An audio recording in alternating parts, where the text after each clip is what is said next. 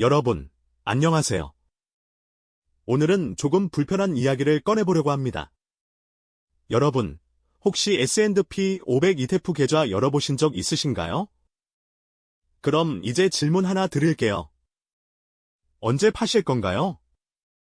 침묵이 들리는 것 같네요. 놀랍게도 대부분의 투자자들이 이 질문에 대답을 못합니다. 매수 타이밍, 적립식이냐 거치식이냐, ISA냐 연금저축이냐는 열심히 공부하면서 정작 가장 중요한 출구 전략은 없어요. 이건 마치 여행 가면서 목적지는 정하지 않고 어떤 비행기를 탈지만 고민하는 거랑 똑같습니다. 저는 지난 8년간 S&P 500에 투자해왔고 지금도 매달 적립하고 있습니다. 하지만 제게는 명확한 엑시트 시나리오가 있어요. 오늘은 그 이야기를 나눠보려고 합니다. 미리 말씀드리지만 이건 투자 권유가 아닙니다. 저의 관점을 공유하는 것이고 최종 투자 판단과 책임은 여러분 본인에게 있다는 점 잊지 마세요. 먼저 왜 사람들이 파는 법을 모르는지부터 이야기해 볼게요. 사실 이건 당연합니다. 우리가 접하는 대부분의 투자 콘텐츠는 어떻게 사느냐에 집중되어 있거든요. 분산 투자, 장기 투자, 복리의 마법. 맞는 말입니다. 하지만 이건 게임의 전반전일 뿐이에요. 진짜 게임은 후반전에 시작됩니다. 왜냐하면 투자의 목적은 숫자를 키우는 게 아니라 그 돈으로 우리가 원하는 삶을 사는 거니까요. 계좌에 10억이 있어도 평생 안 쓰고 죽으면 무슨 의미가 있을까요? 역설적이지만 투자를 잘하는 사람은 파는 것도 잘하는 사람입니다. 그럼 구체적으로 들어가 보겠습니다. 첫 번째 시나리오, 4% 법칙입니다. 혹시 들어보셨나요? 이건 1998년 트리니티 대학 연구팀이 발표한 은퇴 자산 관리의 정석입니다. 개념은 간단해요. 은퇴 시점에 모아둔 자산의 4%씩만 매년 인출해서 쓰면 최소 30년 이상 자산이 고갈되지 않는다는 겁니다. 예를 들어볼게요. 여러분이 50세에 S&P 500으로 5억을 모았다고 가정해봅시다. 4% 법칙을 적용하면 매년 2천만 원씩 쓸 수 있어요. 월로 환산하면 약 167만 원 정도죠. 그런데 여기서 중요한 건 나머지 96%는 계속 시장에 남아서 성장한다는 겁니다. S&P 500의 장기 평균 수익률이 연 약 10% 정도인데 여기서 인플레이션 3%를 빼고 여러분이 인출하는 4%를 빼면 아직도 3%가 남아요. 즉, 자산이 서서히 줄어드는 게 아니라 오히려 완만하게라도 계속 유지되거나 증가할 수 있다는 겁니다. 물론 2026년 1월 현재 S&P 500이 6,800선을 넘나드는 역대 최고점 근처에 있는 건 사실입니다. 그래서 많은 분들이 불안해하시죠. 하지만 4% 법칙의 핵심은 타이밍이 아니라 시스템에 있습니다. 고점에서 은퇴했든 저점에서 은퇴했든 이 규칙을 지키면 자산이 30년 이상 유지될 확률이 95%가 넘어요. 그럼 실전에서 어떻게 적용할까요? 저 같은 경우는 이렇게 관리합니다. 제가 목표로 하는 은퇴 시점이 55세인데 그때까지 목표 자산이 8억이에요. 그럼 연간 3,200만 원, 월 266만 원 정도를 인출할 수 있겠죠. 여기에 국민연금이 더해지면 충분히 안정적인 노후가 가능하다고 판단했습니다. 여기서 핵심은 4%를 한 번에 파는 게 아니라는 겁니다. 분기별로 나눠서 파는 거예요. 1분기에 800만 원, 2분기에 800만 원 이런 식으로요.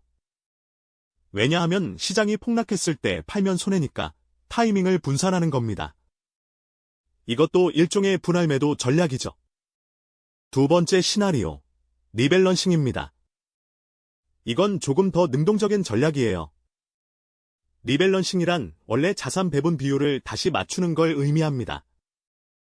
예를 들어, 여러분이 주식 60%, 채권 40%로 포트폴리오를 구성했는데 주식이 급등해서 비율이 75대 25가 됐다면 주식 일부를 팔아서 채권을 사는 겁니다.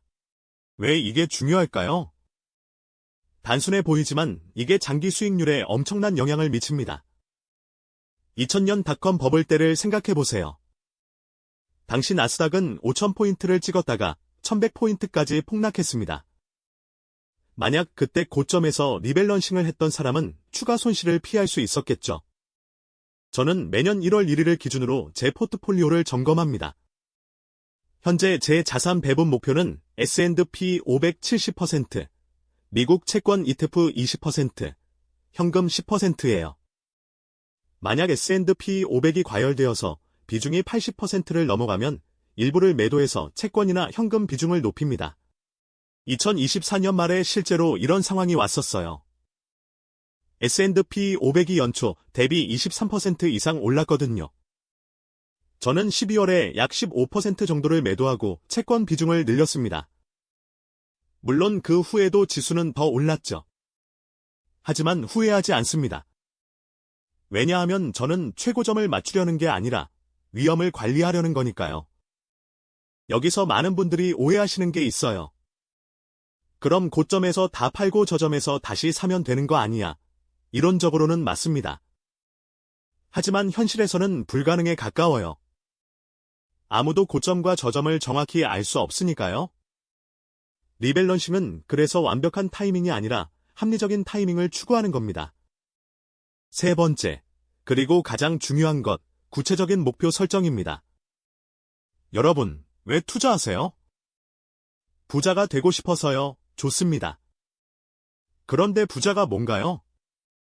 10억, 100억? 언제까지? 뭐에 쓸 건가요? 이 질문들의 답이 없으면 여러분은 영원히 팔 수 없습니다. 왜냐하면 목표가 없으니까요. 계좌에 5억이 있어도 불안하고 10억이 있어도 불안한 겁니다. 이건 투자가 아니라 집착이에요. 저는 제 투자 목표를 아주 구체적으로 세워뒀습니다. 첫 번째 목표는 10년 후인 2035년, 아이 대학 등록금으로 1억 5천만 원. 두 번째 목표는 15년 후인 2040년, 집 중도금으로 2억. 세 번째 목표는 20년 후인 2045년, 조기 은퇴 자금으로 8억. 이렇게 3개의 엑시트 포인트를 만들어뒀어요. 그리고 각 목표마다 별도 계좌를 운영합니다. 10년 목표는 ISA 계좌, 15년 목표는 개인연금, 20년 목표는 일반 계좌 이런 식으로요. 그러면 2035년이 되었을 때 저는 망설임 없이 ISA 계좌의 S&P 500을 팔 수 있습니다. 왜냐하면 그게 애초에 그 돈의 목적이었으니까요. 이게 바로 목적 기반 투자입니다. 돈이 목적이 아니라 돈으로 이룰 삶이 목적인 거죠. 그렇게 하면 매도가 두렵지 않습니다. 오히려 기쁜 일이 돼요. 드디어 그 돈을 본래 용도에 쓸 수 있으니까요. 마지막으로 하나 더 말씀드리고 싶은 게 있어요. 시장이 폭락했을 때 어떻게 할 것인가입니다. 예를 들어 여러분이 은퇴 1년 전인데 갑자기 시장이 40% 폭락했다면? 이때 4% 법칙을 그대로 적용하면 위험할 수 있어요. 저는 이런 상황을 대비해서 2년치 생활비는 항상 채권이나 현금으로 보유하고 있습니다. 즉, 주식이 폭락해도 최소 2년은 현금으로 버틸 수 있게 하는 거죠. 그 사이에 시장이 회복될 시간을 주는 겁니다. 역사적으로 S&P 500은 폭락 후 평균 2년에서 3년 안에 회복했거든요. 2022년을 기억하시나요? S&P 500이 25% 가까이 빠졌죠. 그때 현금이 없었던 사람들은 손절매를 했거나 생활비 때문에 바닥에서 팔 수밖에 없었을 겁니다. 하지만 2년치 현금이 있었던 사람들은 그냥 기다렸고 2024년에는 역대 최고점을 찍었습니다. 이제 정리해 보겠습니다. 엑시트 전략은 크게 3가지입니다. 첫째, 4% 법칙으로 은퇴 후 현금 흐름을 만든다. 둘째, 정기적인 리밸런싱으로 과열된 시장에서 일부 이익을 실현한다. 셋째, 구체적인 목표 시점과 금액을 정하고 그에 맞춰 분할 매도한다.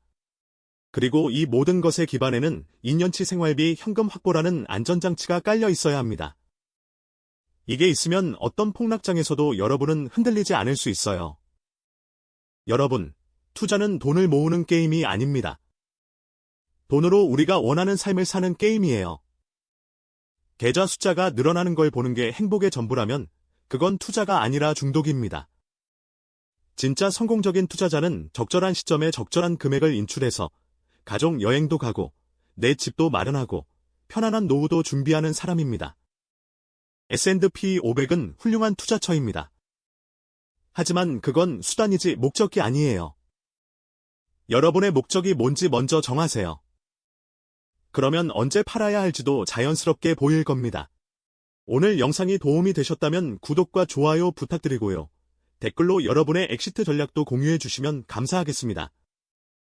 다시 한번 말씀드리지만 이 영상의 모든 내용은 저의 개인적인 관점일 뿐이고 투자의 최종 판단과 책임은 여러분 본인에게 있습니다. 다음 영상에서 뵙겠습니다. 감사합니다.